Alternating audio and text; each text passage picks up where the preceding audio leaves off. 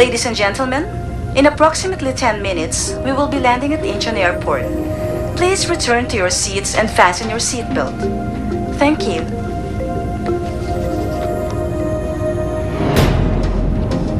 Angeline, sobrang saya mo ba ngayon? Maghintay ka lang. Marami nang mangyayari sa buhay mo ngayon. Kaya humanda ka. Kuya! Ay, kuya! Nagpakabait ka ba? Opo. Gumaganda ka. Talaga, gumaganda ako. Siyempre naman. Mas cool kang tignan ngayon, ah. Uy! Jump!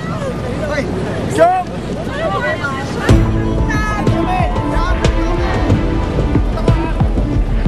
Oo, sigurado ako ngayon daw.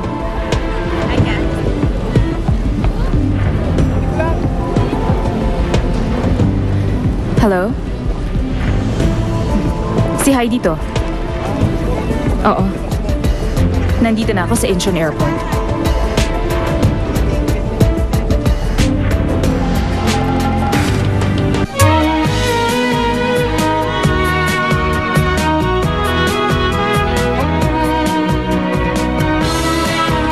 Gusto kong magkita pa rin tayo.